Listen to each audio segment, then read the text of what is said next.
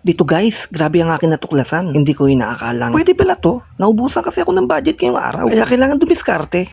Araw kasi ng aking day off. At wala na rin akong pera pang gastos. At kaya naman nag-isip-isip ako habang kumakain kung paano ba ako magkakaroon ng pera pang gastos ngayong araw. At dito tamang almusal nga lang ako at kape. Habang kinakabahan, baka mamaya hindi ako makadiskarte. At buti na lang gumalaw ang aking utak. Dahil may naalala nga pala ako na tsak na makakatulong sa akin upang marisolba ang aking problema. Ngunit bago yon, ako ay naglaba-laba muna kasi baka mamaya sa misis ko naman ako magkaroon ng problema. Pero dito sa mga time na to, iniisip ko pa rin kung nandun pa ba at gagana ba ang aking plano. Iniisip ko kasi kung ibebenta ko ba yung mga brief ko, may bibili kaya kahit butas-butas na ito. Pero syempre, hindi ako pinanghihinaan ng loob. Kailangan nakapokus lang ako sa aking goal. At dito nga, pagkatapos ko siyang i-washing at i-hanger, akin nang i-display sa labas. Nang sa ganun, makita na agad to ng aking mga parokyano. Sana all. Pero joke lang, baka kasi mamaya makita ng asawa ko. Ako pa yung ibenta, maya-maya. At dito nga, pumunta na ako sa aking pinaka main goal. Dahil kanina nga habang kumakain ako, naisip ko, meron nga pala ako ritong mga tinatagong kayamanan.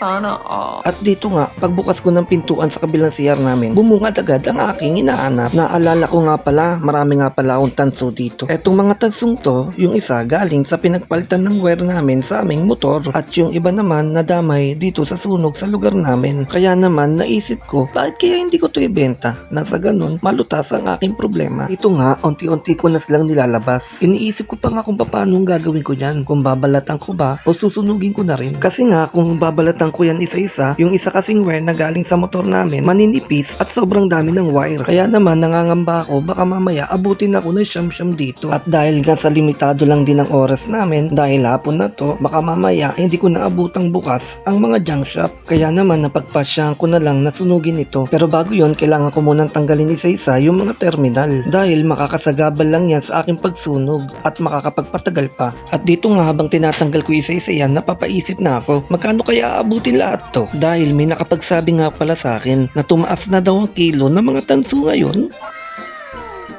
At napaisip din ako, kung talagang tumataas ang value ng tanso ngayon, siguro pwede na itong pang-alternative sa mga ginto. Kasi nga naaalala ko yung huling benta ko ng mga tanso dati, nung panahong junk shop boy pa ako, nasa around 200 to 300 pa ito, depende sa klase ng tanso. Kaya naman kung mataas na ang value nito ngayon, siguro kung yung mga dati kong inipon, ngayon ko lang yung binenta, tsak! Paldo. At eto ang isa pang dahilan kung bakit magandang i-alternative to sa ginto. Dahil biruin mo kahit magtambak ka ng kilo-kilo dito sa bahay nyo, walang magtatangkang magnanakaw na kuhain ito. Biruin mo, hindi nila ito papansinin. Pera na lang kung ang papasok sa inyo is bakal bote boys. At saka hindi mo na ito kailangan suotin. Biruin mo, sino ba namang tanga magsusuot ito? Di pinagbuka mo lang tanga yung sarili mo. At eto tapos ko na nga pala siyang sunugin at isalansan ng ayos. At syempre, tinatansya ko na rin kung ilang kilo aabutin itong tansong to. At sa tansya ko nga syempre, siguro mga nasa 1 kilo na rin aabutin to. Kaya naman, agad-agad ko na itong dinala sa motor at akin dadaling na sa junk shop. Dahil anong oras na nito, baka mamaya hindi ko naabutang bukas. At eto nga habang nasa biyaya ko, iniisip ko na kagad kung ano yung mga bibiling ko sa pagbebentahan ko nito. Kung ilang gig ba ng iPhone 17 at kung ilang palapag ng bahay ang mabibili ko dito. Grabe naman niya kuya. Grabe yung pag-iisip yan. Parang milyon-milyon ang mapagbebentahan ko.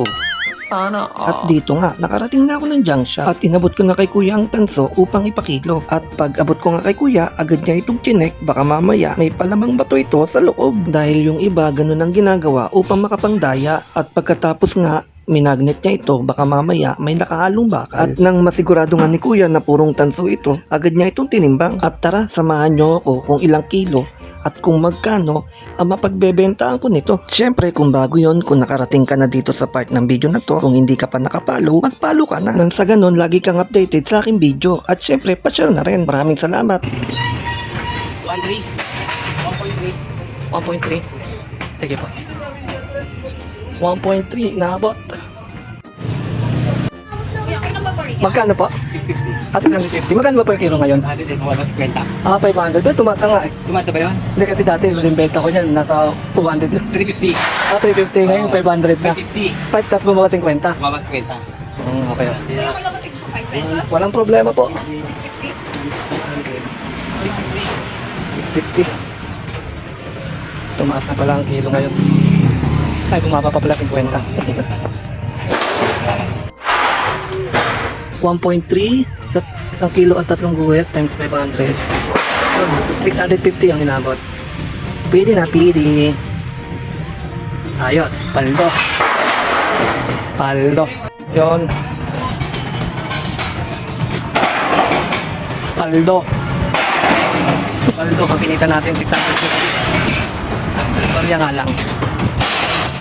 Iyon, at dito nga nakita nyo kung magkano ang akin na pagbilang. Umabot din siya ng 1 kilo at 3 guhit at nagkakalaga ng 650 pesos. Okay na, sapat na para sa panggastos namin ngayong araw ng aking day off. So, maraming salamat sa lahat na sumubaybay at nanood sa aking video. Please, pa-share naman po ng aking mga video na sa ganon marami pang makapanood at marami ma-inspire. Hanggang dito na lang.